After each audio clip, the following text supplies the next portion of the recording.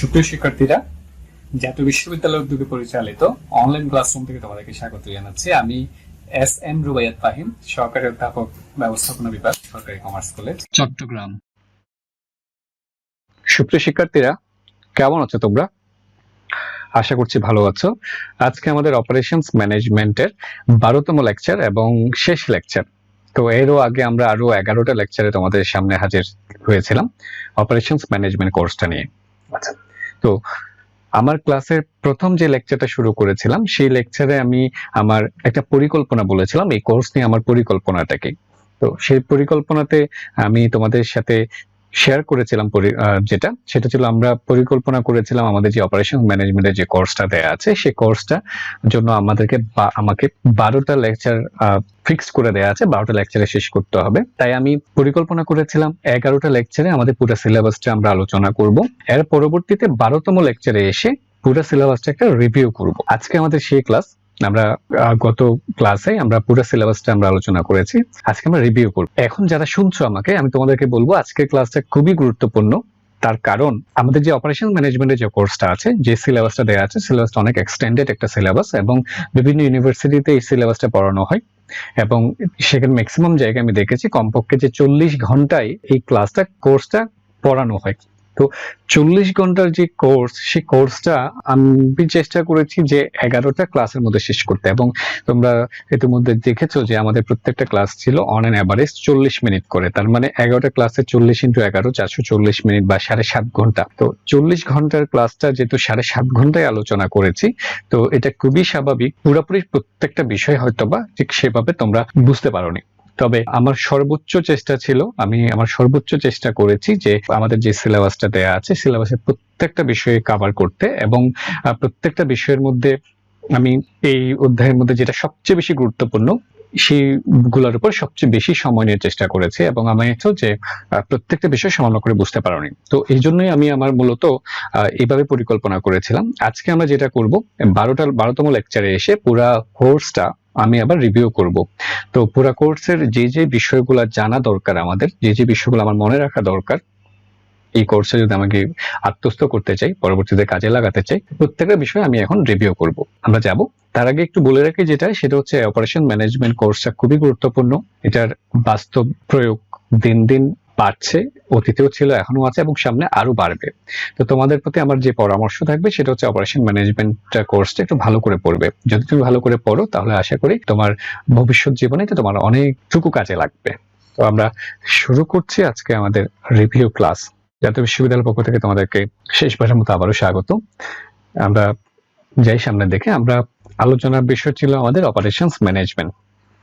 তো এই অপারেশনস ম্যানেজমেন্টকে আমি প্রত্যেকটা ক্লাসে বারবার বলার চেষ্টা করেছি এই কারণে যে তুমি যদি অপারেশনস ম্যানেজমেন্ট মানেই যদি না বোঝো, তাহলে বাকি যে বিষয়গুলো পড়বা সেগুলা খুব একটা বুঝতে পারবা না। তার কারণটা হচ্ছে, আমরা যদি বাকি যে বিষয়গুলো আছে সেটা হচ্ছে মূল গাছের একটা শাখা প্রশাখা, তাহলে মূল গাছটার সাথে কিন্তু শাখা প্রশাখা কিন্তু রিলেটেড, একটার সাথে একটা জড়িত।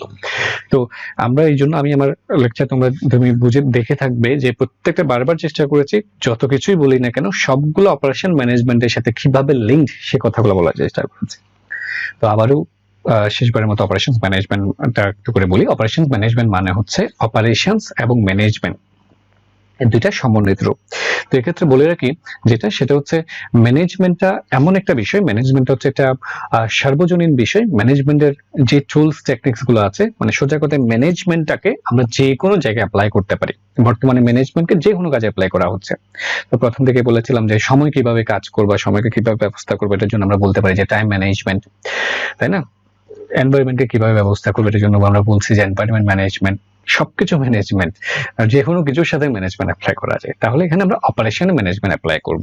তাহলে তোমাকে জানতে হবে সেটা হচ্ছে অপারেশন প্লাস ম্যানেজমেন্ট, যেহেতু অপারেশনটা কি। তো অপারেশন নিয়ে আমরা মূল কথা হচ্ছে অপারেশনটা কে আমি খুব সংক্ষেপে বোঝানোর চেষ্টা করেছি। আর একটা কথা বলে রাখি, আমি পুরো কোর্স জুড়ে যেটা করার চেষ্টা করেছি সেটা হচ্ছে আমার পক্ষ থেকে যতটুকু সম্ভব খুব সহজ কথাগুলো ভাবে বলার চেষ্টা করেছি, যেগুলো জটিল বিষয়গুলো খুব সহজ করে বলার চেষ্টা করেছি। সহজটুকু মনে রাখার চেষ্টা করো।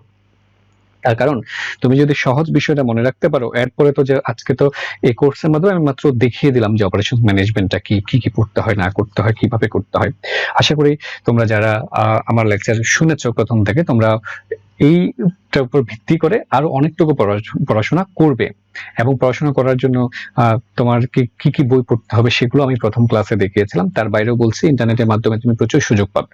তো আমার কোর্সের মাধ্যমে এই জন্য আমি তোমাদেরকে বেসিক কনসেপ্টটা দেওয়ার চেষ্টা করছি, মূল বিষয়টা সেটার এক্সটেন্ডেড ভার্সন যেগুলো আছে সেগুলো তুমি বুঝতে পারবে। তো এই কারণেই বলি অপারেশনটা শুধু মনে রাখো একটু কি, অপারেশন মানে হচ্ছে কি তিনটা বিষয়, ইনপুট, ট্রান্সফরমেশন, আউটপুট। এটাকে আমরা বলি যে অপারেশন। তো ইনপুট কি, ট্রান্সফরমেশন কি, আউটপুট কি, যে কোনো কিছু তুমি যদি উৎপাদন করতে চাও, এটা প্রোডাকশনের ক্ষেত্রে যদি আউটপুটটা কি কি হতে পারে, আমরা সাধারণত নর্মাল আউটপুট হিসেবে আমাদের যেটুকু পার্ট সেটা হচ্ছে একটা হচ্ছে পণ্য, একটা হচ্ছে সেবা, প্রোডাক্ট এবং সার্ভিস। আচ্ছা, এই আউটপুটটা তৈরি করতে গেলে যে এখানে প্রথমে ইনপুট হিসেবে কিছু থাকে। আমি প্রথম দিনই উদাহরণ দিয়ে শুরু করেছিলাম যে একটা শার্ট তৈরি, যদি আমরা একটা শার্টকে যদি আমি এটা আউটপুট হিসেবে মনে করি, তাহলে শার্টের ইনপুট কি? ইনপুট তো হচ্ছে কাপড়, বোতাম, সুতা, এগুলো হচ্ছে আমার ইনপুট। আচ্ছা, এই ইনপুট থেকে আমরা কি করি? ট্রান্সফরমেশন করি, ট্রান্সফরমেশন করে শার্ট তৈরি করি, শার্ট হচ্ছে আউটপুট। তাহলে ট্রান্সফরমেশন হচ্ছে কি? ট্রান্সফরমেশন হচ্ছে সেলাই করাটা, এই যে শার্টটা সেলাইয়ের মাধ্যমে আউটপুট শার্ট তৈরি হয়েছে, কাপড়টা ট্রান্সফরমেশনের মধ্যে দিয়ে শার্ট তৈরি হয়েছে, এটাই হচ্ছে আমার আউটপুট। তাহলে এই যে কাপড়, সেলাই, শার্ট হওয়া, এই পুরো বিষয়টাকে আমরা বলছি অপারেশন। খুবই সংক্ষেপে, হ্যাঁ, একটু বুঝতে পারলে তোমার চলবে। আচ্ছা, এখন তোমার মনে প্রশ্ন রাখতে পারে সার্ভিসের ক্ষেত্রেও কেমন? তো সার্ভিসের ক্ষেত্রেও কিন্তু এরকম অপারেশন হতে পারে। অপারেশন আরো অনেক ধরনের অপারেশন হতে পারে, ছোট ছোট অপারেশন। সার্ভিসের ক্ষেত্রেও আমি বলেছি, ধরো প্রথম দিনই উদাহরণ দিয়েছিলাম, ধরো একজন নার্স কি করবে? একজনকে সেবা দিবে। তাহলে নার্স যে সেবা দিতে পারবে, নার্সের যে স্পেশালাইজড যে জ্ঞানটা দরকার, সেটা কিন্তু যে কেউ করতে পারে না। তাহলে আমি বলতে পারি যে নার্স তার সেবা দেওয়ার জন্য উপযুক্ত কেমনে হয়েছে? একজন মানুষ, একটা ছেলে বা মেয়ে, সে হচ্ছে ইনপুট, সেখানে ওনাকে কি করা হয়েছে? তাকে শিক্ষা দেওয়া হয়েছে বা তাকে ট্রেনিং দেওয়া হয়েছে, ট্রেনিংটা হচ্ছে ট্রান্সফরমেশন, এর মাধ্যমে সেই সেবাটা তৈরি করতে পারছে, সেবাটা দিতে পারছে, সেবাটা প্রোভাইড করছে, সেটা হচ্ছে আমাদের আউটপুট। তাহলে এইটাই হচ্ছে আমাদের অপারেশন। তো অপারেশনটা বুঝতে পেরেছি। তারপরেও এখানে আমরা যেহেতু অনেকটুকু আলোচনা করেছি অপারেশনস ম্যানেজমেন্ট নিয়ে, আজকে সবটুকু একসাথে বলবো। তাহলে মনে রাখবা যে আমাদের এখানে আউটপুটটা কিন্তু সবসময় যে আমি যেরকম চাই সেরকম হবে এমন না, কিছু কখনো কখনো ডিফেক্ট হতে পারে, তাই না? যেমন আমি যেরকম চেয়েছি সেরকম যদি হয়, সেটাকে আমরা বলি ডিজায়ারেবল আউটপুট। আবার যদি কখনো যদি এটা একটু নষ্ট হয়ে যায়, তখন সেটাকে আমরা বলি ডিফেক্ট। আচ্ছা, তবে আমাদের অপারেশনে আমি ম্যানেজমেন্ট অ্যাপ্লাই করার মূল উদ্দেশ্য হচ্ছে যেন এখানে ডিফেক্টস এর সংখ্যা অনেক কম হয়, ডিফেক্টস না হয়, এবং যেই পণ্যটা আমার যেন খুব ভালোভাবে পণ্যটা উৎপাদিত হয়, সেটা ছিল আমাদের অপারেশন। তাহলে অপারেশন মানে হচ্ছে operation is a process that converts input into output, সেটাই হচ্ছে আমার অপারেশন। এটার একটা সংজ্ঞা দিয়েছিলাম। তারপর আমরা বলেছিলাম যে ম্যানেজমেন্ট কি। তো ম্যানেজমেন্ট কি তোমরা জানো। তারপরেও এখানে দুইটা সংজ্ঞা বলেছিলাম, হেনরি ফেয়োল বলেছিলেন management is to forecast, to plan, to organise, to command, to coordinate and control activities of others. এই কাজগুলা জর্জ টেরি একটা ডেফিনেশন দিয়েছিলেন, তিনি বলেছিলেন management is a distinct process consisting of planning, organising, actuating and controlling, utilising in each both science and arts and followed in order to accomplish predetermined objective. তো এগুলো সংক্ষেপে যদি আমি আরো সংক্ষেপ করি, সেটাতে ম্যানেজমেন্ট হচ্ছে তোমার যে অবজেক্টিভ আছে, একটা ডিটারমাইন্ড অবজেক্টিভ আছে, এই অবজেক্টিভটা অর্জন করার জন্য তোমার কাজগুলা সিস্টেমেটিক ভাবে করা, কিছু কিছু কাজ আছে। ওকে, এই কাজগুলোর মধ্যে হচ্ছে পরিকল্পনা করা, অর্গানাইজিং করা, কন্ট্রোলিং করা, ডিরেক্টিং করা, এই ধরনের কাজগুলো আছে। এর সাথে একটা গুরুত্বপূর্ণ কাজ আছে আমি সবসময় বলতে চাই, সেটা হচ্ছে ডিসিশন নেওয়া। কখন ডিসিশন নিতে হবে? একজন ম্যানেজার কিন্তু তাকে সিদ্ধান্ত নিতে হয়। তাহলে অপারেশন ম্যানেজমেন্ট মানে কি? তাহলে অপারেশন ম্যানেজমেন্ট মানে হচ্ছে অপারেশন কাজটা, যে অপারেশনটা তুমি বুঝেছো, ইনপুট, ট্রান্সফরমেশন, আউটপুট, এই অপারেশন কাজটা যাতে কিভাবে হয়, খুব ভালোভাবে, এফেক্টিভলি এন্ড এফিশিয়েন্টলি যাতে হতে পারে, ভালো করে হতে পারে, সেটাই হচ্ছে অপারেশন। মানে এটার জন্য যে কাজগুলো করা লাগে সেগুলো হচ্ছে অপারেশন ম্যানেজমেন্ট। তারপরে এখানে একটা ডেফিনেশন আমরা বলেছিলাম যে the systematic design, direction and control of processes that transform input into services and products for internal as well as external customer, সেটা হচ্ছে অপারেশনস ম্যানেজমেন্ট।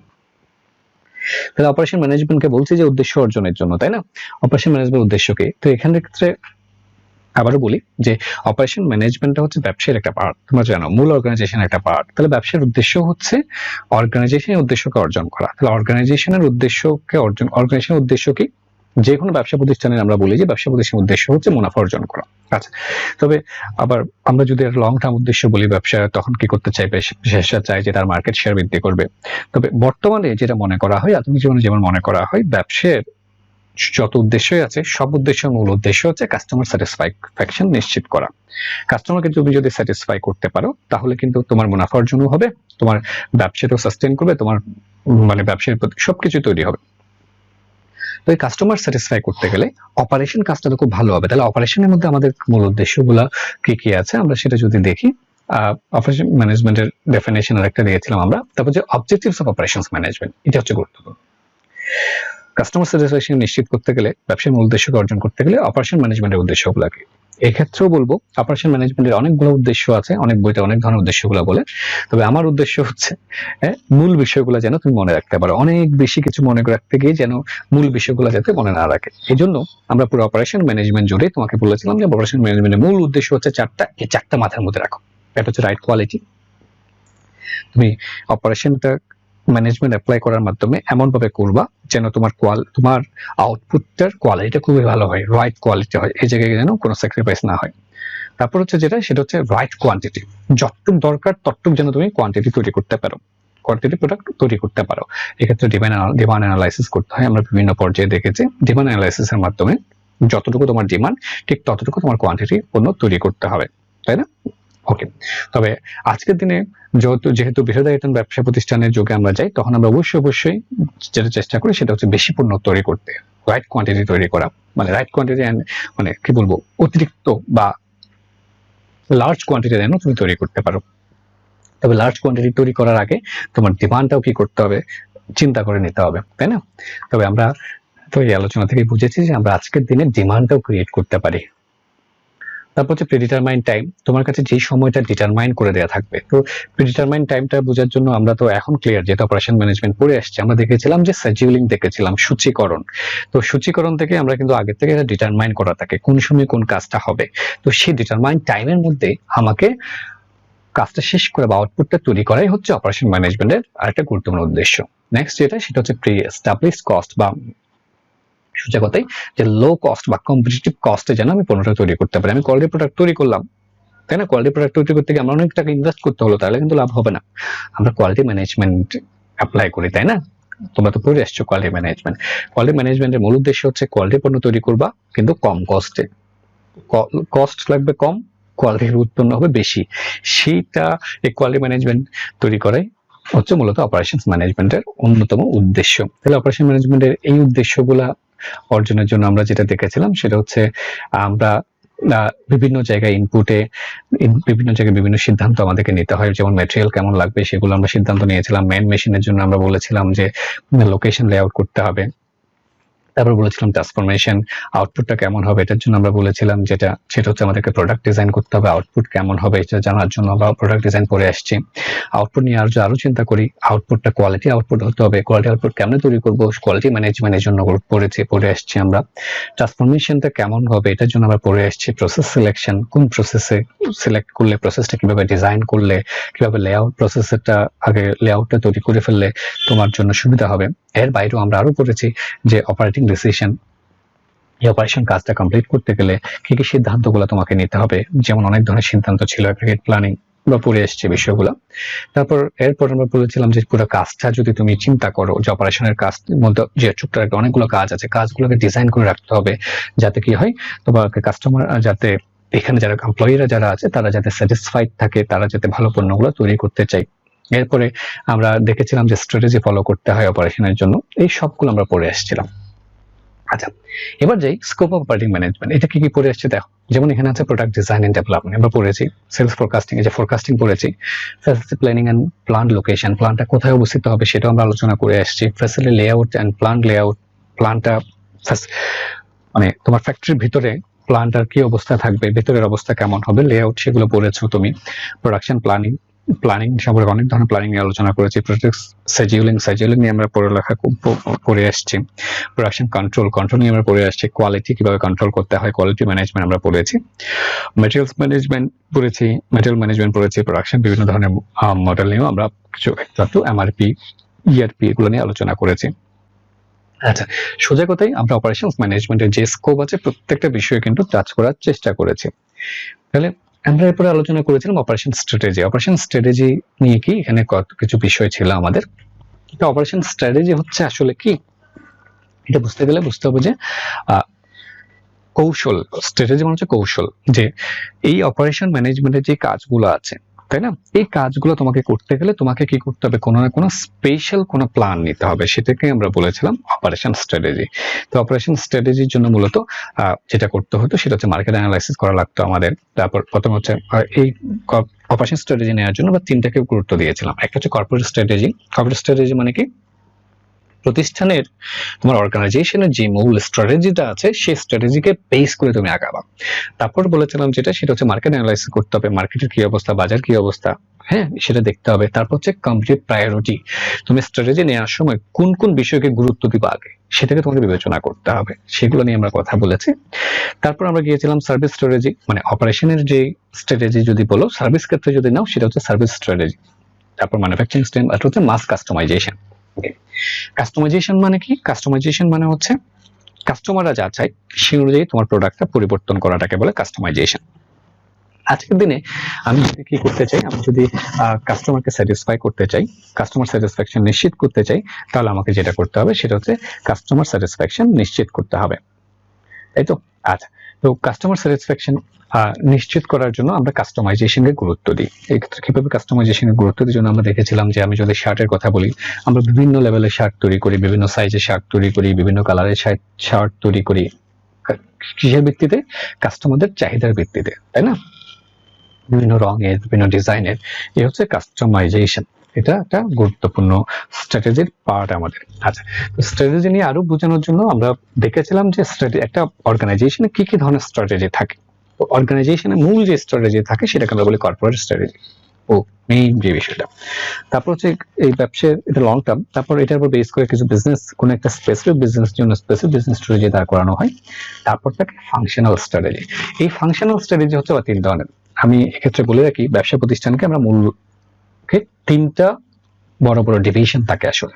এটা হচ্ছে ফিনান্স, এটা হচ্ছে অপারেশনস, এটা হচ্ছে মার্কেটিং। তাহলে প্রত্যেকের ডিপার্টমেন্টের জন্য আবার আলাদা আলাদা স্ট্র্যাটেজি থাকে। ফিনান্সের জন্য ফিনান্সিয়াল স্ট্র্যাটেজি, মার্কেটিং জন্য মার্কেটিং স্ট্র্যাটেজি, অপারেশনের জন্য অপারেশন স্ট্র্যাটেজি। তো অপারেশন স্ট্র্যাটেজিটা এমন ভাবে নিতে হবে যাতে এটা কর্পোরেট স্ট্র্যাটেজি, বিজনেস স্ট্র্যাটেজি এগুলোর সাথে সামঞ্জস্যপূর্ণ হয়, তাই না। ওকে, এরপরে আমরা যেগুলো বিষয় নিয়ে আলোচনা করেছিলাম সেটা ছিল আউটপুটটা কেমন হবে। এই আউটপুট নিয়ে আলোচনা করতে গিয়ে আমরা আলোচনা করেছিলাম প্রোডাক্ট ডিজাইন নিয়ে, এবং প্রোডাক্ট ডিজাইন করার পরে এই প্রোডাক্ট ডিজাইন এন্ড ডেভেলপমেন্টটা কোন স্টেপের পর কোন স্টেপে প্রোডাক্টটা ডেভেলপ করবা, মানে কি ধরনের পণ্য তুমি চাও। এই পণ্যটা বাজারে আসার আগে এটার যে ডিজাইন ডেভেলপমেন্ট অনেকগুলো পথ পাড়ি দিতে হয়, এই পথগুলো কিরকম আমরা দেখেছিলাম।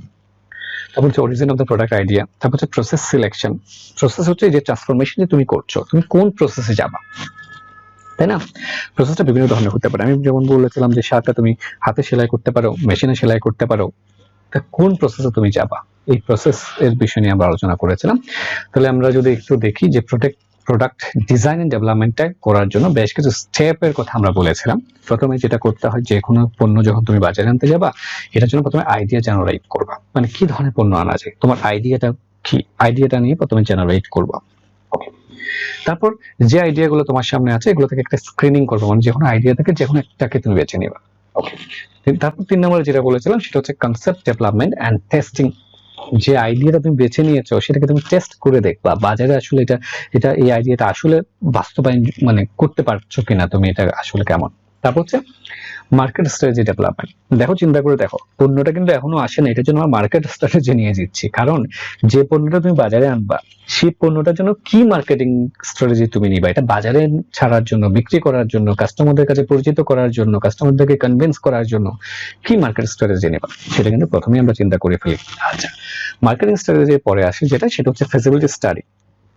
ফিজিবিলিটি স্টাডি বা বিজনেস অ্যানালাইসিস মানে হচ্ছে কি, সেটা হচ্ছে এতক্ষণ যেটা ছিল সেটা ছিল ধারণা পর্যায়ে, সেটা বাস্তবায়নযোগ্য আসলে আছে কিনা, আমি তো এমন কিছু চিন্তা করেছি কিনা যেগুলো রকেট সায়েন্স, যেগুলো আসলে আমার বাস্তবে পরিণত করার জন্য যে ক্যাপাবিলিটি দরকার, যে রিসোর্স দরকার, যে সেটা আমার নাই, তাহলে এটা বাস্তবায়নযোগ্য কিনা সেটা দেখতে হবে। তারপরে এতগুলার পরে গিয়ে তুমি কি করবা, প্রোডাক্ট ডিজাইন করবা। আচ্ছা, এখানে কিন্তু শেষ না, আমরা বিজনেসের স্টুডেন্টরা জানি এরপর আমাদের আরেকটা সবচেয়ে গুরুত্বপূর্ণ বিষয় আছে, সেটা হচ্ছে টেস্টিং করি আমরা। যেমন প্রোডাক্ট ডিজাইনটাকে এখানে টেস্ট মার্কেটিং করি। টেস্ট মার্কেটিং মানে কি, এই পণ্যটাকে আমরা মার্কেটিং করে দেখি, বাজারে ছেড়ে দেখি, আমি যেভাবে চিন্তা করেছিলাম সেভাবে কোনো একটা জায়গা সিলেক্ট করে সেই জায়গায় পণ্যটা মার্কেটিং করে দেখি, বিক্রি করার চেষ্টা করি, সেটা বিক্রি হচ্ছে কিনা। কারণ আমার ধারণা যা করেছিলাম সেটা আসলে বাস্তবে সেটা হয় কিনা সেটা কিন্তু বলা যায় না। যেমন এই ক্ষেত্রে আমি একটা উদাহরণ দিই, যে যেমন প্রত্যেকটা মানুষই তো মনে করে যে তার পণ্যটা অনেক ভালো হবে, তাই না? কিন্তু বাজারে কি সেটা হয়? কখনো হয় না। এটা একটা খুব ভালো উদাহরণ দিতে পারি, সেটা হচ্ছে মুভির ক্ষেত্রে, তাই না? যখন সিনেমা বানানো হয় আমরা অনেক সময় দেখি অনেক বড় বাজেটের সিনেমা, অনেক বড় বড় স্টারদের কাস্ট করা হয়েছিল, সেখানে অনেক টাকা বিনিয়োগ করা হয়েছিল, তাই না? বিনিয়োগ করার পর যখন বাজারে যায় দেখা যায় সেটা বক্স অফিসে মুখ থুবড়ে পড়ে। মানে কি, সেটা আশানুরূপ সাফল্য অর্জন করতে পারে না। তার মানে কি, তার মানে যারা এই টাকা ইনভেস্ট করেছে তারা নিশ্চয়ই অনেক বেশি আগে থেকে কি করেছিল, চিন্তা ভাবনা করেছিল, তাই না? কিন্তু বাস্তবের সাথে তাদের চিন্তা ভাবনাটা যায়নি, এই জন্যই তো এটা কি করেছে, মুভিটা ফেল করেছে। তো এই কারণে তোমাদেরকে টেস্ট মার্কেটিং করে দেখতে হবে ফাইনালে যাওয়ার জন্য। যখন আমরা টেস্ট মার্কেটিং করব, মার্কেটিং করার পরে যখনই আমরা দেখব যে না, আমি যেভাবে চিন্তা করেছি সেভাবে পণ্যটা বিক্রি হচ্ছে, কাস্টমাররা সেভাবে নিচ্ছে, তখনই আমরা মার্কেটে এন্ট্রি করব। এবং সেক্ষেত্রে আমাকে যেটা করতে হবে সেটা হচ্ছে একেবারে পুরো শক্তি নিয়ে আমাকে কি করতে হবে, মার্কেটে এন্ট্রি করব। মানে সকল কিছু চিন্তা করে, যাতে আমাকে ব্যাক করা না লাগে। এখানে যত বেশি ইনভেস্ট করা লাগে, যত টাকা ইনভেস্ট করা লাগে প্রয়োজন, ততটুকুই আমরা করব। এটা তাহলে এই যে স্টেপের মাধ্যমে যদি আমরা প্রোডাক্টটা ডিজাইন করবে এবং ডেভেলপমেন্ট প্রসেসটা যদি যাই, তাহলে সেই প্রোডাক্টটা নিয়ে আমরা কি করতে পারবো, ভালো প্রোডাক্ট তৈরি করতে পারবো, কোয়ালিটি প্রোডাক্ট তৈরি করতে পারবো। এবং এটার জন্য আমাদের অপারেশন ম্যানেজমেন্টের যে উদ্দেশ্যগুলো আছে সেই উদ্দেশ্যগুলো অর্জিত হবে, তার মাধ্যমে ব্যবসায়ের যে উদ্দেশ্য কাস্টমার স্যাটিসফ্যাকশন সেটা অর্জিত হবে। এরপর গিয়েছিলাম প্রসেস সিলেকশন, কোন প্রসেসে তুমি পণ্যটা উৎপাদন করবে সেটা তোমাকে নির্বাচন করতে হবে। তো আমরা প্রসেস সিলেকশন একটা ডেফিনেশন দিয়েছিলাম, যে process selection refers to a way an organization choose to produce its goods and services. এই ডেফিনেশন দেখো, এই যে প্রসেসটা কেমন হবে, প্রসেস কিন্তু মানে কাজটা হবে, কাজটা করবে পরে, তার আগেই কোন কোন প্রসেসে হবে সেটা তুমি সিলেক্ট করবে এবং এভাবে একটা ডিজাইন করে ফেলতে হবে, প্রসেস ফ্লো ডিজাইন। এই অপারেশনাল ম্যানেজমেন্ট যেখানে ফলো করা হয় না, আমাদের বাংলাদেশে আমরা দেখেছি বাংলাদেশের প্রতিষ্ঠানগুলোতে ফলো করা হয় না। তারা মনে করে যে প্রোডাকশন করে ফেলবো, যে এটা তুমি এটা করবে, তুমি এটা করবে, তুমি এটা করবে, এই কাজগুলো করবে। তা কিন্তু না, কোন কাজের পর কোন কাজ, এভাবে প্রসেসটা একেবারে ডিজাইন করে ফেলতে হবে। এই ধরনের প্রসেস ফ্লো ডিজাইন আমরা দেখিয়েছি। তো প্রসেস ফ্লো ডিজাইনের ক্ষেত্রে অনেক কিছু বিবেচনা করা হয়, যে এমনভাবে প্রসেসটা পণ্যটা ডিজাইন করতে হবে যাতে কি হয়, যাতে এখানে প্রত্যেকটা যে রিসোর্স গুলো আছে, রিসোর্স গুলো সবচেয়ে বেশি ইউজ হয়, এখানে যাতে খুব বেশি ট্রান্সপোর্টেশন না হয়, যাতে খুব ইজিলি কি করা যায়, ইজিলি যাতে সুপারভিশন করা যায়। যেমন দেখো এখানে একটা প্রসেস ফ্লো ডিজাইনের ছবি আছে।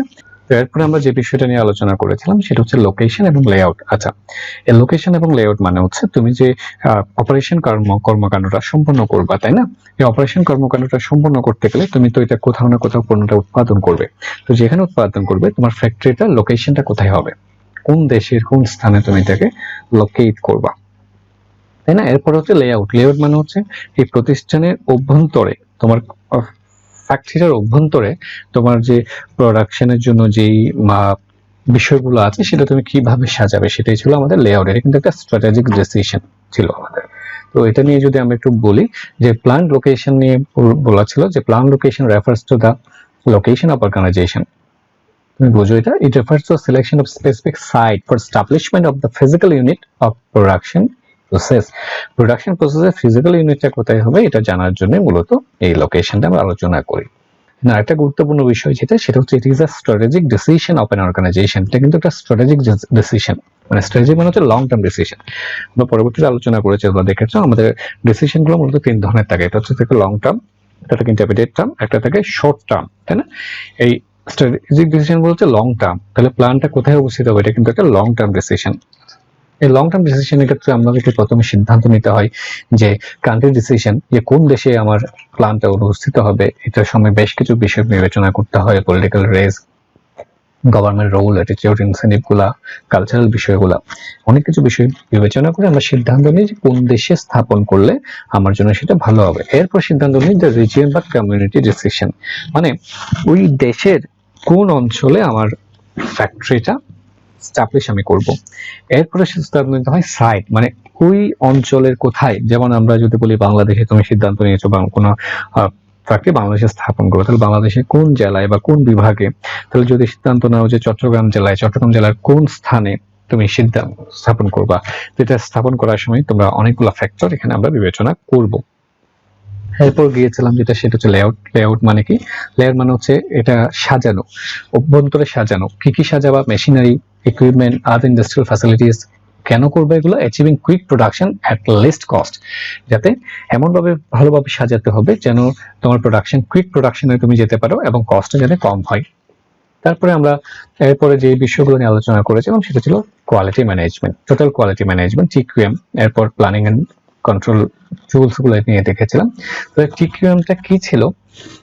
টিকিউএম এর একটা ভালো ডেফিনেশন এখানে দেওয়া ছিল, সেটা হচ্ছে TQM is a management approach. তাহলে টোটাল কোয়ালিটি ম্যানেজমেন্ট হচ্ছে একটা ম্যানেজমেন্ট একটা অ্যাপ্রোচ অফ অ্যান অর্গানাইজেশন, যেটা সেন্টার্ড করে কিসের উপর? On the participation of all is member. মানে এখানে কিন্তু টোটাল কোয়ালিটি ম্যানেজমেন্ট তুমি কিভাবে করবে, এটার জন্য কিন্তু প্রতিষ্ঠানের প্রত্যেক ডিপার্টমেন্টকে, প্রত্যেককে তোমাকে এখানে কি করতে হবে? সম্পৃক্ত করতে হবে। and aiming at long term success, এটা কিন্তু কোনো শর্ট টার্ম বিষয় না, লং টার্ম সাকসেস যেটা তুমি পাও কিসের মাধ্যমে? Through customer satisfaction. তাহলে এমন ভাবে তোমার পণ্যটা কোয়ালিটি প্রোডাক্ট তৈরি করতে হবে যাতে কাস্টমাররা স্যাটিসফ্যাকশন হয়, and benefits to the members of organisation, society, এবং অর্গানাইজেশনের যারা মেম্বার এবং সোসাইটি যারা মেম্বার প্রত্যেকের জন্য বেনিফিটেড হয়। তো টিকিউএম আমরা বুঝতে গেলে আমি বলেছিলাম টিকিউএম এর মূল বিষয় হচ্ছে এই 6টা সি। টিকিউএম এর 6টা সি আছে, এটা একটু মনে রাখতে হবে। হচ্ছে কমিটমেন্ট। কমিটমেন্ট মানে কি? প্রতিষ্ঠানের উপরের লেভেল থেকে নিচের লেভেলে প্রত্যেকেরই কমিটমেন্ট থাকতে হবে যে আমি কোয়ালিটি প্রোডাক্ট তৈরি করব। প্রতিষ্ঠানের জন্য একটা কালচার ক্রিয়েট হতে হবে, কোয়ালিটি কালচার, যে সবাই কোয়ালিটি যে যেখানে আছে সেখানেই সে কোয়ালিটি প্রোডাক্ট তৈরি করতে চাই। কন্টিনিউয়াস ইমপ্রুভমেন্ট, এই যে ইমপ্রুভমেন্টটা আছে, ইমপ্রুভমেন্টটা কিন্তু কন্টিনিউয়াস, একবার করলাম আর করলাম না এটা কিন্তু না। তারপর হচ্ছে কোঅপারেশন। কোঅপারেশন মানে হচ্ছে এই কোয়ালিটি ম্যানেজমেন্ট মানে হচ্ছে টোটাল কোয়ালিটি ম্যানেজমেন্ট, এটা টোটাল সবার, তাহলে সবার মধ্যে একটা কোঅপারেশন থাকতে হবে। তারপর হচ্ছে কাস্টমার ফোকাস, এখানে কিন্তু কোনো বস টস ফোকাস না। যেমন আমরা আলোচনার ক্ষেত্রে দেখেছিলাম, আমরা যারা কর্মীরা কাজ করার সময় অনেক সময় চিন্তা করে যে বসকে সন্তুষ্ট করাটাই আমার কর্তব্য না, এখানে কিন্তু মূল ফোকাস হচ্ছে কাস্টমার কি চাইবে, কাস্টমারকে সন্তুষ্ট করাটাই হচ্ছে মূল। হচ্ছে control, quality management, total quality management যদি আমরা অ্যাপ্লাই করতে চাই তাহলে এখানে কন্ট্রোলিং সিস্টেমটা অ্যাপ্লাই করতে হবে। কন্ট্রোলিং মানে হচ্ছে কোন সময় আমি যেভাবে পরিকল্পনা করেছি ঠিক সেভাবে কাজ হচ্ছে কিনা সেটা দেখা, সেটাই হচ্ছে কন্ট্রোল। আচ্ছা, তাহলে টিকিউএম বোঝার জন্য মূল বিষয় হচ্ছে, এত কিছু মনে রাখতে না পারলেও এই বিষয়টা মনে রাখবে, স্লাইডটা একটু মনে রাখবে। সেটা হচ্ছে টিকিউএম এর অবজেক্টিভ হচ্ছে কি? Continuous improvement. এর প্রিন্সিপাল হচ্ছে কি? 3টা জিনিস মনে রাখা। একটা হচ্ছে কাস্টমার ফোকাস, কাস্টমার কি চাই সেটা বিবেচনা করব।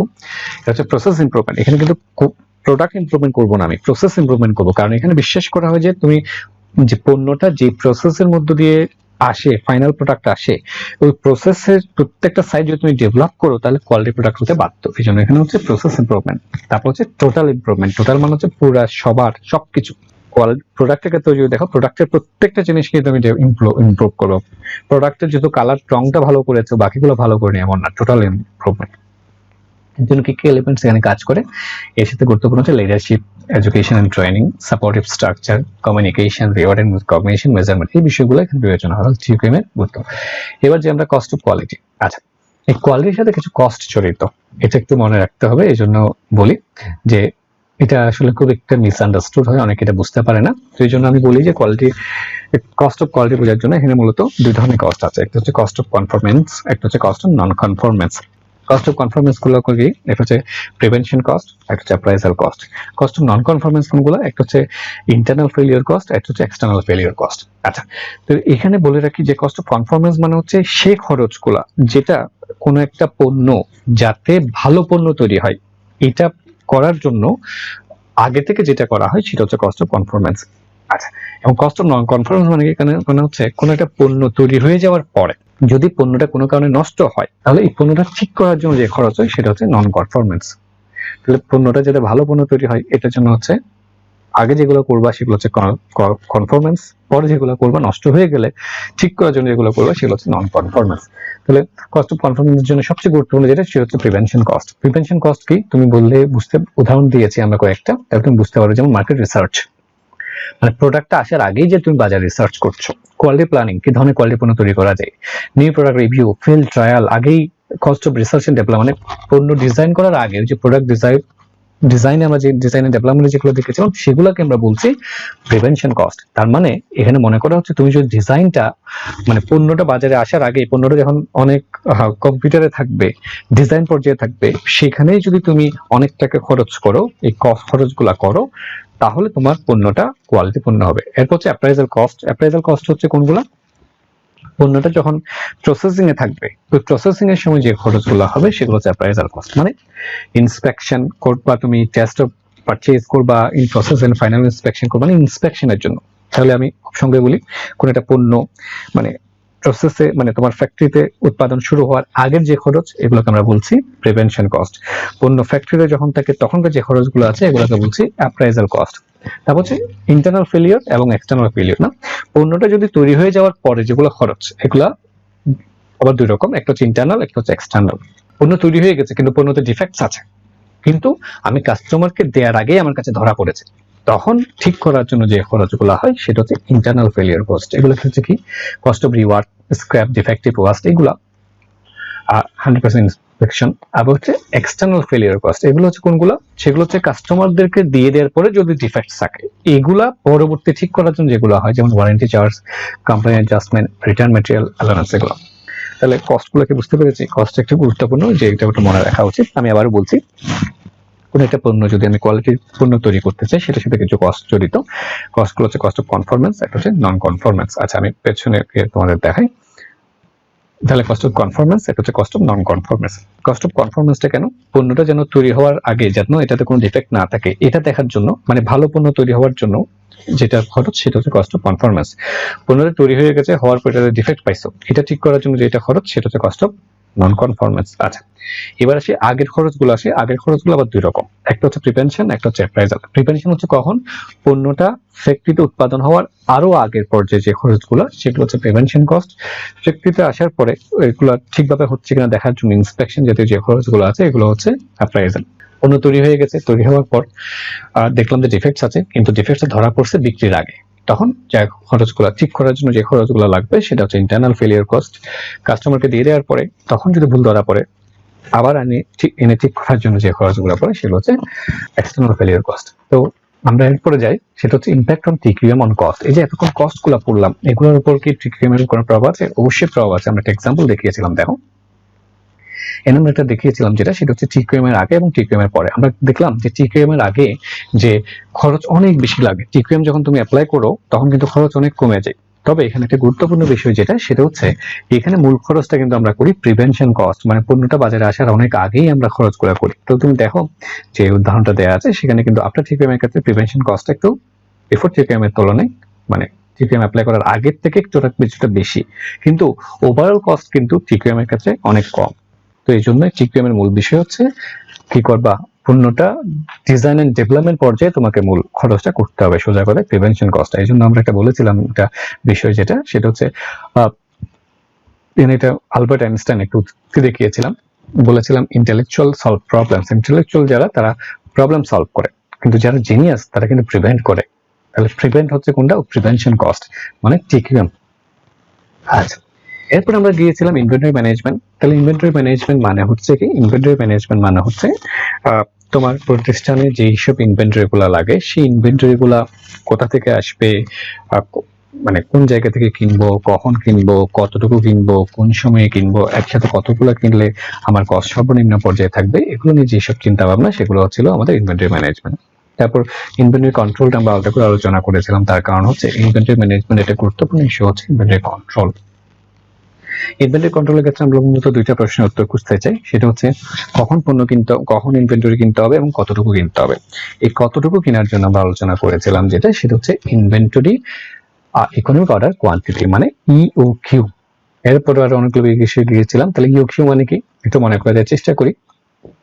ইওকিউ মানে হচ্ছে আসলে কিউ মানে হচ্ছে কোয়ান্টিটি, মানে কোয়ান্টিটি মানে পরিমাণ, মানে কতটুকু পরিমাণ পণ্য কিনবো বা উৎপাদন করব বা অর্ডার দিব, মানে উৎপাদনের অর্ডার দিব বা কেনার অর্ডার দিব, যাতে এটা আমার কি হয়, হয় মানে হচ্ছে ইকোনমিক হয়, মানে অপটিমাল হয়। মানে আর সোজা কথায় বললে একসাথে কতটুকু পণ্য কিনলে আমার খরচ, আমার ইনভেন্টরি কস্ট সর্বনিম্ন পর্যায়ে থাকবে, সেটাকে আমরা বলবো ইউকিউ।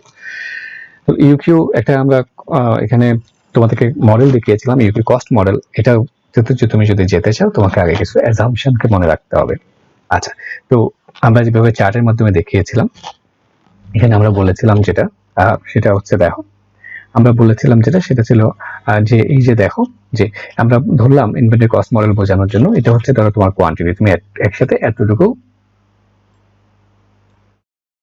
এতগুলো পণ্য ক্রয় করো, যে ও কি পরিমাণ। এটা হচ্ছে দেখো ডিমান্ড, তাহলে ডিমান্ডটা দেখো, এই যে হচ্ছে ডিমান্ড। তো তুমি যখনই পণ্য ক্রয় করো তখন ডিমান্ড বেশি থাকে, যখন ইউজ করতে থাকো পণ্য, ডিমান্ডটা আবার কি হতে থাকে, আর তোমার বাড়তে থাকে, যে ডিমান্ড বাড়তে বাড়তে দেখো যখন রিঅর্ডার পয়েন্ট, এই যে আরটা হচ্ছে রিঅর্ডার পয়েন্ট, মানে এই লেভেলে যখন আসে তখন তুমি কি করো, পণ্যটা আবার অর্ডার দাও। তাহলে আবার অর্ডার দিলে দেখো এটা হচ্ছে লিড টাইম, মানে লিড টাইম মানে হচ্ছে এই সময়টা লাগে, যে সময়টা লাগে পণ্যটা অর্ডার দেওয়ার পরে পুনরায় আসতে, এই যে সময়টা লাগে পণ্যটা আবার তোমার কাছে ব্যাক করতে। তারপর তুমি কিনে নিলে, এই সময়ের মধ্যে পণ্যটা আবার কিনে নাও, কি পরিমাণ, এই পরিমাণ পণ্য কিনে নাও, কিনে নেওয়ার পরে আবার ইউজ করতে করতে আবার ডিমান্ড যখন এই যে রিঅর্ডার পয়েন্টে আসে, তখন তুমি এই লিড টাইমে তুমি আবার অর্ডার দাও, এই লিড টাইমের মধ্যে তুমি পণ্যটা পেয়ে যাও তুমি আবার অর্ডার দাও, এভাবে চলতে থাকে। আচ্ছা, এটা ছিল আমাদের ইনভেন্টরি কস্ট মডেল। তো ইনভেন্টরি কস্ট মডেল থেকে আমরা দেখেছিলাম যেটা একটা সূত্র কিভাবে আসছে সেটা দেখিয়েছিলাম, তোমরা একটু রিভিউ করে দেখে নিতে পারো। তো এটার একটা সূত্র আমরা সবসময় অ্যাপ্লাই করি, সেটা হচ্ছে ইউকিউ সূত্র হচ্ছে 2 into ordering cost into annual demand divide by CC, মানে ক্যারিং কস্ট। যে নামেই তুমি ডাকো, আমি আবারও বলছি, 2 ইন্টু অর্ডারিং কস্ট, সিইউ মানে ordering cost, into demand, 2 into কি বললাম, ordering cost into demand divide by CC মানে ক্যারিং কস্ট। আচ্ছা, তো এরপরে আমরা যদি যাই, এরপরে আর করেছিলাম যেটা সেটা হচ্ছে এমআরপি, আমরা এরপর আলোচনা করেছিলাম যেটা সেটা হচ্ছে এমআরপি, ম্যাটেরিয়াল রিকোয়ারমেন্ট প্রসেস। এই যে ইনভেন্টরি ম্যানেজমেন্টের যে এত কর্মকাণ্ডগুলো বললাম, যে করতে হবে, কখন কিনতে হবে, না কিনতে হবে, তো সবগুলো দেখতে হবে, এই সবকিছু বিষয় কিন্তু বর্তমানে একটা সিস্টেমের মধ্যে চলে আসছে, সেটাকে বলে এমআরপি। তাহলে এমআরপিটা আসলে কি, এমআরপিটা যে বিষয় নিয়ে আলোচনা করে সেটা তুমি যদি দেখো, এমআরপিটা মূলত এখানে তিনটা বিষয় থাকে একটা এমআরপি সিস্টেমে, তিনটা, একটা হচ্ছে বিল অফ ম্যাটেরিয়ালস, একটা হচ্ছে এমপিএস মাস্টার প্রোডাকশন শিডিউল, একটা হচ্ছে ইনভেন্টরি স্ট্যাটাস ফাইল। এই তিনটা মিলে হচ্ছে এমআরপি। এমআরপি মানে কি, এমআরপি মানে হচ্ছে ইনভেন্টরি ম্যানেজমেন্টের কাজটা খুব একসাথে করে ফেলা, এটা সাধারণত কম্পিউটার সিস্টেমের মাধ্যমে আমরা এখন করে ফেলি। আচ্ছা, তাহলে বিল অফ ম্যাটেরিয়াল মানে কি, বিল অফ ম্যাটেরিয়াল মানে হচ্ছে কি কি ম্যাটেরিয়াল লাগবে না লাগবে তার রিকোয়ারমেন্ট গুলো নির্ধারণ করা, এগুলো কি কি ম্যাটেরিয়াল লাগবে সেগুলোকে বলে বিল অফ ম্যাটেরিয়াল। আচ্ছা, এমপিএস মানে হচ্ছে মাস্টার প্রোডাকশন শিডিউল, মানে হচ্ছে প্রত্যেকটা প্রোডাকশনের প্রত্যেকটা পার্ট কখন তৈরি হবে, কোনটা কখন তৈরি হবে তার জন্য সূচি তৈরি করা। আর ইনভেন্টরি স্ট্যাটাস ফাইল মানে হচ্ছে ইনভেন্টরি ক্যালকুলেশন, তোমার কাছে কতটুকু ইনভেন্টরি আছে না আছে সেগুলো যে পরিকল্পনা, সেটা হচ্ছে ইনভেন্টরি স্ট্যাটাস ফাইল। তো এমপিএসটা কিভাবে করতে পারো, যে এটা দেখেন একটা উদাহরণ দেখানো হলো, মানে কোন প্রোডাক্টটা কখন তৈরি হবে তার জন্য তুমি আগে থেকে নির্ধারণ করে দিয়েছো, হচ্ছে এমপিএস। আর বিল অফ ম্যাটেরিয়ালস হচ্ছে এই যে সিলেক্ট করা, যে তোমার জন্য কোন পার্টের জন্য কি কি পণ্য লাগবে, মানে রিকোয়ারমেন্টটা সিলেক্ট করা। আচ্ছা, আর ইনভেন্টরি স্ট্যাটাস ফাইল হচ্ছে দেখো এগুলো ফাইল এগুলো নির্ধারণ করা, যেমন ম্যাটেরিয়াল কোড লাগবে, নেম লাগবে, কি লাগবে না লাগবে তার ইম্পর্টেন্ট। এরপরে আমরা আলোচনা করেছিলাম আরেকটা বিষয় নিয়ে, সেটা ছিল demands, characteristic of demand. Demand গুলাকে আমরা বলেছিলাম একটা হচ্ছে কনস্ট্যান্ট ডিমান্ড, একটা হচ্ছে লাম্পি ডিমান্ড। এখানে ডিপেন্ডেন্ট আগে দেখানো হচ্ছে। আচ্ছা, একটা বললো কনস্ট্যান্ট, একটা হচ্ছে লাম্পি। লাম্পি মানে কনস্ট্যান্ট ডিমান্ড মানে কি, যে ডিমান্ডটা পুরো বছর জুড়ে একই রকম থাকে সেটাকে বলে কনস্ট্যান্ট ডিমান্ড। যেমন আমি যদি বলি চালের ডিমান্ড, এটা হচ্ছে কনস্ট্যান্ট। এটা থাকে লাম্পি ডিমান্ড, কখনো কখনো কিছু কিছু ডিমান্ড উত্থান পতন থাকে, চেঞ্জ হয়, সেটাকে বলে লাম্পি ডিমান্ড। এরপরে আমরা যাই যে ডিমান্ড গুলাকে আবার দুই ধরনের ভাগ করা যায়, একটা হচ্ছে ইন্ডিপেন্ডেন্ট ডিমান্ড, একটা হচ্ছে ডিপেন্ডেন্ট ডিমান্ড। আচ্ছা, ইন্ডিপেন্ডেন্ট ডিমান্ড হচ্ছে কোনটা, যেটা একটার উপর নির্ভর করে না। এটার জন্য আমি উদাহরণ দিয়েছিলাম এভাবে, ধরো তুমি 10টা শার্ট বানাবা, তাহলে 10টা শার্টের যে ডিমান্ড এটা হচ্ছে ইন্ডিপেন্ডেন্ট ডিমান্ড। আচ্ছা, আবার 10টা শার্টের উপর নির্ভর করে যে তার কয়টা বোতাম লাগবে, কতগুলো সুতা লাগবে, এটা কিন্তু নির্ভর করে, তাহলে এগুলো হচ্ছে ডিপেন্ডেন্ট ডিমান্ড। তাহলে ইন্ডিপেন্ডেন্ট হচ্ছে শার্ট, ডিপেন্ডেন্ট হচ্ছে বোতাম। আচ্ছা, এরপর গিয়েছিলাম এমআরপি 2। এমআরপি 2টাকে আমি একটু সংক্ষেপে বলে দিই। আমরা যে এমআরপি 1 দেখলাম, এমআরপি 1 মানে হচ্ছে ইনভেন্টরি ম্যানেজমেন্টের পুরো কাজটা একটা সিস্টেমের মধ্যে নিয়ে আসে।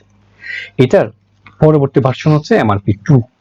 এখানে আমরা দেখিয়েছিলাম এমআরপি 1 এ মূলত তিনটা বিষয় নিয়ে আলোচনা করে, একটা হচ্ছে master production schedule, bill of materials, আর ইনভেন্টরি ট্র্যাকিং বা ইনভেন্টরি ডাটা ফাইল যেটাই বলো, এটার সাথে এমআরপি 2 তে আরো 4টা বিষয় নিয়ে আলোচনা করব। প্রথম 3টা ছিল এমআরপি 1 এ, আরো 4টা বিষয়। সেগুলো কি? Machine capacity scheduling, demand forecasting, quality assurance, general accounting. তাহলে এমআরপি 2 তে আগের 3টা প্লাস আরো নতুন 4টা, এটা নিয়ে এমআরপি 1 যা, এমআরপি 2 টা। তবে এখানে মনে রাখতে হবে যেটা এমআরপি 1 এরপরে আসছে এমআরপি 2, এরপরে যেটা চলে আসছে সেটা হচ্ছে ইআরপি। এগুলো হচ্ছে আসলে মূলত ইনভেন্টরি ম্যানেজমেন্টের একটা সফটওয়্যার বা ইনভেন্টরি ম্যানেজমেন্টের একটা সিস্টেম। পরে চলে আসছে যেটা, সেটা হচ্ছে আমরা আলোচনা করেছিলাম জব ডিজাইন, রি-ইঞ্জিনিয়ারিং এবং ওয়ার্ক মেজারমেন্ট। আচ্ছা, এক্ষেত্রেও যদি বলি জব ডিজাইন মানে কি? জব ডিজাইন মানে হচ্ছে আসলে পুরো অপারেশনের কাজগুলো, কিন্তু অনেক ধরনের কাজ আছে, কাজগুলা কিভাবে করতে হবে, মানে কে করবে, কিভাবে করবে, এই কাজটাকেই ডিজাইন করা। কে কতটুকু কাজ করবে, তাই না? কাকে কে স্পেশালাইজেশন করতে দিবা, একজনকে কি ছোট কোনো একটা ছোট কাজ করতে দিবা, নাকি তাকে বড় কাজ করতে দিবা, তাকে কি কোনো ডিসিশন নিতে দিবা, নাকি শুধুমাত্র তাকে যা বলবা রোবটের মতো তাই করতে দিবা। এই সব বিষয়গুলো সিদ্ধান্ত নেয়, এটাকে বলে জব ডিজাইন। এরপর হচ্ছে রি-ইঞ্জিনিয়ারিং। রি-ইঞ্জিনিয়ারিং মানে হচ্ছে আসলে এটা একটা কনসেপ্ট, ম্যানেজমেন্টের উপর এটা খুব ভালো কনসেপ্ট। এটা দ্বারা আসলে যেটা মনে করা সেটা হচ্ছে প্রতিষ্ঠানের জব ডিজাইনটা যেটা আছে সেটাকে রি-ইঞ্জিনিয়ারিং করা হয়, রিডিজাইন করা হয়। এখানে একটা গুরুত্ব দেওয়া হয়, যেটা রি-ইঞ্জিনিয়ারিং ক্ষেত্রে গুরুত্ব দেওয়া হয় যে কর্মীরা যাতে কি থাকে, তারা যাতে মোটিভেটেড থাকে, তারা যেন এমন ভাবে কাজ করে, তারা যেন কাজ করার জন্য আনন্দ পায়, এইভাবে এই জব ডিজাইনটা করা হয়। তাহলে এইভাবে ইঞ্জিনিয়ারিং করতে গেলে এই যে আমরা চাই জব ডিজাইনের জন্য কিছু কিছু প্রশ্ন উত্তর দিতে হয়, কে করবে, কি করবে, এগুলা। রি-ইঞ্জিনিয়ারিং মানে হচ্ছে রিথিঙ্কিং। এই রি-ইঞ্জিনিয়ারিং বোঝার জন্য এখানে মূলত আগের যে ট্র্যাডিশনাল জব ডিজাইন এবং রি-ইঞ্জিনিয়ারিং এটার মধ্যে কিন্তু কিছু পার্থক্য ভ্যালু আমরা এখানে দেখিয়েছিলাম। একটা করে যদি বলি, যেমন আগের ট্র্যাডিশনে তোমাকে মনে করা হতো যে এখানে আমার বস যা চায় আমাকে তাই করতে হবে, বস হচ্ছে আমার কাছে গুরুত্বপূর্ণ। কিন্তু এখানে মনে করা হয় রি-ইঞ্জিনিয়ারিং এ মনে করা হয় যে কাস্টমার আমাকে টাকা দেয়, তাহলে কাস্টমার আমার কাছে গুরুত্বপূর্ণ। আগেরটাতে মনে করা হতো যে আমার কোনো দাম নেই, আমার কোনো মূল্য নেই, আমি জাস্ট কোনো মতে যাচ্ছি। কিন্তু রি-ইঞ্জিনিয়ারিং করার সময় এমন ভাবে রি-ইঞ্জিনিয়ারিং করা হয় যেন এখানে যারা কর্মীরা আছে তারা নিজেদেরকে গুরুত্বপূর্ণ মনে করে, এবং তারা সবসময় চেষ্টা করে যে প্রতিষ্ঠানকে যাতে আরো কিছুটা ডেভেলপমেন্ট তারা আনতে পারে। এরপর দেখেছিলাম যে মেথড, মেজারমেন্ট এন্ড পেমেন্টের ক্ষেত্রে তুমি যখনই রি-ইঞ্জিনিয়ারিং করতে যাবা বা জব ডিজাইন করতে যাবা, তোমাকে কিছু বিষয় নিয়ে আগে অ্যানালাইসিস করতে হবে, বুঝতে হবে। সেটা হচ্ছে প্রথম হচ্ছে ওয়ার্ক মেথড, যে কোন মেথডে কাজটা এখন হচ্ছে, মেথডটা তোমাকে বুঝতে হবে। হচ্ছে ওয়ার্ক মেজারমেন্ট হচ্ছে কে কেমন কাজ করছে, কাজের গতিটা কেমন, সেই বিষয়গুলো নিয়ে মেজার করতে হবে। তারপর হচ্ছে ওয়ার্ক পেমেন্ট প্ল্যান, তাদেরকে যে কিভাবে তুমি পে করবা এটার জন্য একটা প্ল্যান নির্ধারণ করতে হবে। এটা ছিল আলোচনা। এরপরে আমরা আলোচনা করেছি যেটা, সেটা হচ্ছে অপারেটিং ডিসিশন নিয়ে। অপারেটিং ডিসিশন নিয়ে আমরা অনেক কিভাবে কাজগুলো করব এর জন্য আমরা যেটা পড়েছি সেটা হচ্ছে এগ্রিগেট প্ল্যানিং, এটা পরিকল্পনা করা। এখানে মনে রাখি যে এগ্রিগেট প্ল্যানিংটা কি। এগ্রিগেট প্ল্যানিংটা সংক্ষেপে বলে দিয়েছিলাম, it is a simple term. Aggregate planning is an attempt to balance capacity and demand in such a way that cost are minimised.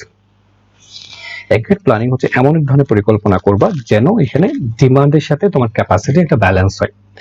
তার আগেই বলে রাখি যে আমরা তো আগে স্ট্র্যাটেজিক প্ল্যান দেখেছিলাম। স্ট্র্যাটেজিক প্ল্যান ছিল লং টার্ম প্ল্যান, এগ্রিগেট প্ল্যানটা হচ্ছে মিড টার্ম প্ল্যান বা ইন্টারমিডিয়েট টার্ম প্ল্যান। এই প্ল্যানটা সাধারণত করা হয় 3 থেকে সাধারণত বড় করা হয় যে 6 মাস থেকে বা 18 মাস সময়ের জন্য এটা করা হয়। এটার অবজেক্টিভ হচ্ছে একটাই, আমরা বারবার বলেছি যে minimise total cost across the plan versus. এই এগ্রিগেট প্ল্যানিং এর আমি অবজেক্টিভে কিভাবে পৌঁছাবো, এটার জন্য আমাদেরকে মূলত কিছু কিছু বিষয়কে নিয়ে কাজ করতে হয়। যেমন ইনভেন্টরি লেভেল কমাবো, বাড়াইতে পারি, প্রোডাকশন রেট বাড়াইতে পারি, কমাইতে পারি, লেবার অনেক সময় বেশি লাগলে বেশি রাখবো, কম লাগলে কম রাখবো, এগুলো নিয়ে আমরা পরিকল্পনা করি। অনেক সময় কাজ করতে না পারলে ওভার টাইম নিয়োগ করি। আবার আমার নিজের প্রতিষ্ঠান যদি কাজ শেষ করতে না পারে সাবকন্ট্রাক্টকে দিয়ে দিতে পারি। মানে সোজা কথায় মূল কথা হচ্ছে ডিমান্ড যেটা আছে, ডিমান্ডটাকে ফুলফিল করার জন্য যে পরিকল্পনা, সেটাই হচ্ছে মানে ডিমান্ডকে সামনে রেখে ডিমান্ড ফুলফিল করার জন্য যে পরিকল্পনা, সেটা হচ্ছে আমাদের এগ্রিগেট প্ল্যানিং। এরপর আমরা দেখেছিলাম যে আমরা ফোরকাস্টিং করি। তো আমরা এই যে পুরো অপারেশন ম্যানেজমেন্টের যে কাজগুলো করবো, এগুলো কাজগুলো করার জন্য তোমাকে আগে ডিমান্ড জানতে হবে। তাহলে ডিমান্ড তুমি কিভাবে জানবা, এটার জন্য তোমাকে ফোরকাস্টিং করতে হবে, আগে থেকে পরিকল্পনা করতে হবে। তো ফোরকাস্টিং এর পরে আমরা গিয়েছি যেটা, সেটা হচ্ছে শিডিউলিং। এটা হচ্ছে এই কাজটাকে ভালোভাবে ডেভেলপ করার জন্য আমরা কি করতে পারি, ওই যে কাজটা হবে, কাজটার প্রত্যেকটা ধাপ কোনটা কোন সময়ে হবে সেটা আমরা অ্যানালাইসিস করার মাধ্যমে আমরা আগে থেকে নির্দিষ্ট করে দিতে পারি। এটা এই সময় হবে, এটা এই সময়ে হবে, সেটাই হচ্ছে আমাদের শিডিউলিং বা অপারেটিং শিডিউলিং। পরিশেষ যেটা শেষ করেছিলাম সেটা ছিল ওইখানে, সেটা হচ্ছে সাপ্লাই চেইন ম্যানেজমেন্ট। তো সাপ্লাই চেইনটা কেমন হতে পারে সেটা আমরা দেখিয়েছিলাম, যেমন এখানে একটা ম্যানুফ্যাকচারিং সাপ্লাই চেইন দেখিয়েছিলাম। তারপরে সার্ভিস অর্গানাইজেশন একটা সাপ্লাই চেইন দেখেছে। সাপ্লাই চেইন মানে হচ্ছে যেখান থেকে পণ্য আসবে এবং যেখানে যাবে, মানে পুরো প্রসেসটা যেন একটা নিরবিচ্ছিন্নভাবে কাজটা চলে। এরপর আমরা দিয়েছি সর্বশেষ ক্লাসে অপারেশনস ম্যানেজমেন্ট ইন বাংলাদেশ। তো এই ক্লাসের ক্ষেত্রে যেটা বলি সেটা হচ্ছে অপারেশন ম্যানেজমেন্ট ইন বাংলাদেশ বিষয়টা আসলে বাংলাদেশে আসলে অপারেশন ম্যানেজমেন্টটা খুব একটা ফলো করা হয় না। আমরা যেটা দেখেছি, এই জন্য আমরা দেখেছি আমরা প্রোডাকশন সাবজেক্টগুলোতে আমরা অনেকটুকু পিছিয়ে আছি। আমরা খুব বেশি কোয়ালিটি প্রোডাক্ট আমরা কিন্তু তৈরি করতে পারছি না। আমরা কিন্তু বিশ্ববাজারে যে প্রতিযোগিতা করার মতো অবস্থায় নেই। আমরা আমাদের ডেভেলপড ইন্ডাস্ট্রি বলতে মূলত একটাই, সেটা হচ্ছে গার্মেন্ট ইন্ডাস্ট্রি। তারপরে এই গার্মেন্ট ইন্ডাস্ট্রিটাও আমরা তৈরি করছি, কোয়ান্টিটি প্রোডাক্ট তৈরি করছি, কিন্তু আমরা আসলে কোয়ালিটি প্রোডাক্ট ঠিক সেভাবে তৈরি করতে পারছি না যতটুকু তৈরি করা দরকার ছিল। তার কারণ হচ্ছে কারণ হচ্ছে বাংলাদেশ মূলত অপারেশনস ম্যানেজমেন্টটা খুব ভালোভাবে অ্যাপ্লাই করা হয় না। প্রত্যেকটা সেক্টরে অপারেশন ম্যানেজমেন্টের অনেক ঘাটতি আছে। তবে আশার কথা এই যে বাংলাদেশে বর্তমানে বিভিন্ন মালয়েশিয়ান কোম্পানি যারা বাংলাদেশে কাজ করছে এবং তাদের দেখা দেখি বাংলাদেশি মালিকানা বিভিন্ন প্রতিষ্ঠানে অপারেশনস ম্যানেজমেন্টকে অনেকটুকু ফলো করা হচ্ছে বর্তমানে। এবং আরো আসার খবর যে সরকারও কি করছে, যে তাদের বিভিন্ন যে প্রজেক্টগুলো তারা সরকার নিচ্ছেন সেখানেও অপারেশন ম্যানেজমেন্টের যে টুলস এন্ড টেকনিক্স সেগুলো অনুসরণ করার চেষ্টা করা হচ্ছে। তো এই ছিল আমাদের মূল আলোচনা। আমরা অপারেশন ম্যানেজমেন্ট বাংলাদেশের যে বিষয়গুলো নিয়ে আমরা আলোচনা করেছিলাম। তো এই ছিল আমাদের মূল আলোচনা। আমরা এক্ষেত্রে যেটা বলি, অপারেশন ম্যানেজমেন্ট একটা গুরুত্বপূর্ণ কোর্স। তোমাদের প্রতি আমার পরামর্শ সেটা হচ্ছে আমরা যে লেকচারগুলো দিয়েছি সেই লেকচারগুলো শুনবে, যেহেতু এখানে একটা অবারিত সুযোগ আছে তোমাদের সামনে। তোমরা বারবার শুনতে পারবে, যেটা বুঝবে না সেটা আবার শুনতে পারবে, কখনো কোনো কনফিউশন ভুলে গেলে আবার শুনতে পারবে। তবে আমি একটু দায় স্বীকার করি। প্রথমে আমি জাতীয় বিশ্ববিদ্যালয়কে আবারও ধন্যবাদ দিচ্ছি, এই কারণে আমার কাছে আসলে ভালো একটা সুযোগ। এটা করোনা পরিস্থিতি, আমি তো প্রথমেই বলেছি প্রত্যেক কিছুরই, পৃথিবীর প্রত্যেক কিছুরই কিন্তু কোনো না কোনো পজিটিভ সাইড আছে। যে করোনার কারণে আমরা যে আটকে আছি, এটার কারণে এটা একটা ভালো সুযোগ হচ্ছে, আমাদের এই যে অনলাইন ক্লাস এর একটা ভালো সুযোগ তৈরি হয়েছে। আর আমার ক্ষেত্রে বলি, এটা আমি আমার একটু জন্য একটা প্রথম সুযোগ যে এভাবে সকল স্টুডেন্টদের সামনে কথা বলতে পারা। তবে যেটা কারণে আসলে যাচ্ছে সেটা হচ্ছে আমার এই প্রথমবারের মতো আমার এই ধরনের ক্লাস রেকর্ডিংস করা বা অনলাইনে আসা। তো এক্ষেত্রে আমি যেটা দেখেছি সেটা হচ্ছে আমার অনেক সীমাবদ্ধতা আছে বা সীমাবদ্ধতা ছিল। আমি তারপরেও আমি আমার সর্বোচ্চটুকু চেষ্টা করেছি এইগুলোর সাথে ইকুইপড হতে, এর সাথে সামঞ্জস্যপূর্ণ রাখতে। তারপরেও হয়তোবা আমার এই কারিগরি অদক্ষতার কারণে আমি ঠিক যেভাবে বোঝাতে চেয়েছিলাম, যেভাবে প্রেজেন্টেশন গুলো দিতে চেয়েছিলাম, অনেক সময় ঠিক সেভাবে দিতে পারিনি। এর জন্য হয়তোবা অনেকগুলো টপিকস মানে আমি যতটুকু ভালোভাবে বুঝাতে চেয়েছিলাম ততটুকু হয়তোবা বুঝাতে পারিনি। তারপর চেষ্টা ছিল। তবে এক্ষেত্রে তোমাদেরকে যেটা বলি সেটা হচ্ছে আমার ইমেল অ্যাড্রেস দেওয়া আছে। এই পুরো কোর্সটা দেওয়ার পর তোমরা যদি মনে করো যে কোনো টপিকস তুমি কম বুঝেছো বা আরো কোনো টপিকস আরেকটু আলোচনা করা দরকার, নির্দেশে আমাকে মেইল করতে পারো। আমি চেষ্টা করব সেগুলো নিয়ে আবার ভিডিও তৈরি করতে। বা যেহেতু এখন ইউটিউব আছে, ভালো একটা সুযোগ আছে তোমাদেরকে রিচ করার বা ইমেলের মাধ্যমে যোগাযোগ করার জন্য। তবে একটা কথাই বলবো, সেটা হচ্ছে অপারেশনস ম্যানেজমেন্টটা গুরুত্বপূর্ণ। এটা তোমরা পড়ো, তোমাদের সামনে অবারিত সুযোগ আছে, অনেক কিছু জানার সুযোগ আছে। হ্যাঁ, তোমরা পড়ো। যদি পড়ো, এই অপারেশন ম্যানেজমেন্ট হিসেবে তোমরা তোমাদের ক্যারিয়ারটা অনেক ভালো করতে পারবে এবং তোমাকে দিয়ে আমার দেশ অনেকটুকু এগিয়ে যাবে। সবার প্রতি অনেক অনেক শুভকামনা। আমি চাই তোমরা সবাই ভালো থাকো, সুস্থ থাকো, সুন্দর থাকো। আর অবশ্যই যেটা বলবো সেটা হচ্ছে স্বাস্থ্যবিধি মেনে চলো। ধন্যবাদ সবাইকে।